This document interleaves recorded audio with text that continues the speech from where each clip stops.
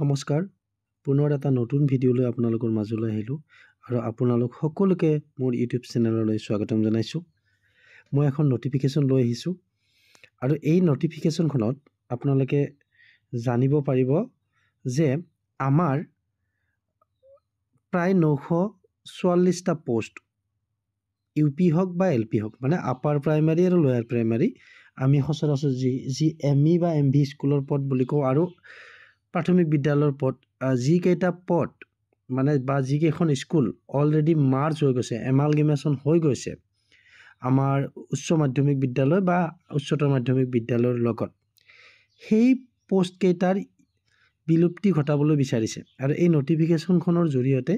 সেইটোৱে ইয়াতে প্ৰকাশ পাইছে। এই 944টা এল পি আৰু ইউ পিৰ পোষ্ট বিলুপ্তি ঘটাই নতুনকৈ 118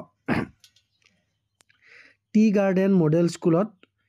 118খন টি গাৰ্ডেন মডেল স্কুলত হেড টিচাৰৰ পোষ্ট আৰু স্নাতক শিক্ষক অৰ্থাৎ গ্ৰেজুৱেট টিচাৰৰ পোষ্ট নতুনকৈ ক্ৰিয়েট কৰিবলৈ গৈ আছে চৰকাৰে শিক্ষা বিভাগে সেই কথাটোৱে ইয়াতে অৱগত কৰাইছে। মানে এল পি এম ইৰ ক্ষেত্ৰত এতিয়া আমি বৰ্তমানটো এল পিৰ যিবিলাক পোষ্ট হৈছে ইণ্টাৰমিডিয়েট হৈ আছে কাৰণ এল পিৰ পোষ্টত এপইণ্টমেণ্ট পাব লাগিলে হায়াৰ ছেকেণ্ডাৰী কোৱালিফিকেশ্যন লাগে হায়াৰ ছেকেণ্ডাৰী পাছ লাগে HS পাছ আৰু আগৰ যিবিলাক এম ভি স্কুল বা এম ই স্কুলৰ আছিলে আপাৰ প্ৰাইমাৰী সেইবিলাকো ইণ্টাৰমিডিয়েট আছিলে সেই সময়ত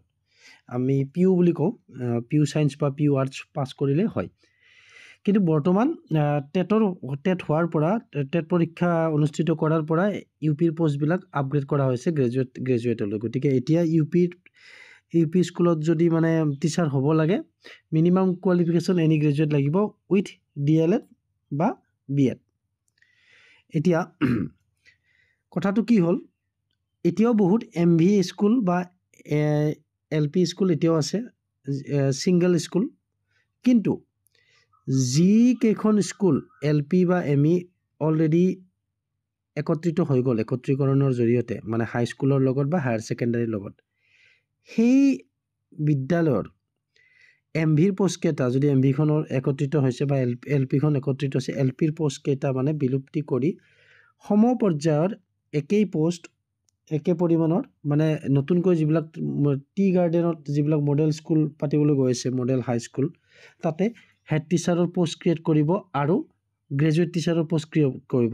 এইখিনি ইয়াতে দিয়া আছে। মই আৰু পঢ়ি শুনোৱা নাই তথাপি মই জাষ্ট একবাৰ আপোনালোকৰ সন্মুখত গাই দিবলৈ ওলাইছোঁ। The government in the department of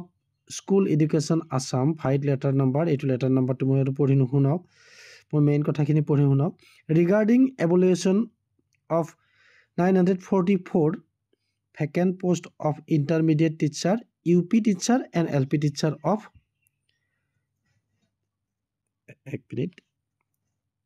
erstwhile school which were amalgamated with secondary school of different district and creation of similar number of post এইটো কথা কৈছে একেই পোষ্ট similar number একে সংখ্যক post of headmaster and graduate teacher মানে একে সংখ্যক মানে গোটেইখিনি মিলি সমান সংখ্যক হেড টিচাৰৰ পোষ্ট নহয় বা সমান সংখ্যক গ্ৰেজুৱেট টিচাৰৰ পোষ্ট নহয় মানে head teacher plus graduate teacher মিলি সমসংখ্যক পদ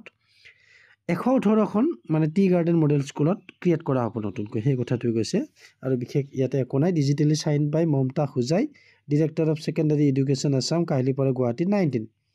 গতিকে আজিৰ ভিডিঅ'টোত এইখিনিয়ে আছিলে। গতিকে আমাৰ বিদ্যালয় একত্ৰীকৰণৰ প্ৰচেছটো নতুন নহয় অলৰেডি 4-5-6 বছৰ আগৰ পৰা চলি আছে আৰু ক্ৰমান্বয়ে এটা সময়ত চাগে এল পি এম ভি স্কুলবিলাক নোহোৱা হৈ হাইস্কুল বা হায়াৰ ছেকেণ্ডাৰী মাধ্যমিকৰ সৈতে মাৰ্জ হৈ এখনে স্কুল হ'ব আৰু তেনেকুৱাই হৈ আছে। গতিকে সেই এল পিত সুকীয়াকৈ যিবিলাক পোষ্ট আছিলে এম ভিত যিবিলাক পোষ্ট সেই পোষ্টবিলাক বিলুপ্তি ঘটিব কিন্তু সম পৰ্যায়ৰ পোষ্ট গ্ৰেজুৱেট টিচাৰ বা হেড টিচাৰৰ পোষ্ট নতুনকৈ চৰকাৰে ক্ৰিয়েট কৰিব সেই কথাটো কৈছে। গতিকে ইয়াৰে উমান পোৱা গৈছে ভৱিষ্যতো তেনেকুৱাই হ'ব এই জাননীখনৰ দ্বাৰা। গতিকে মোৰ যদি এক্সপ্লেনেশ্যন কৰাত কিবা ভুলভ্ৰান্তি হয়তে ছাৰ বাইদেউসকলে ক্ষমা কৰি দিব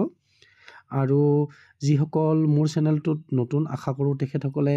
চেনেলটো ছাবস্ক্ৰাইব কৰি দিব আৰু বেল আইকনটো প্ৰেছ কৰি দিব যাতে আহি থকা ভিডিঅ'বিলাকৰ নটিফিকেশ্যন পায়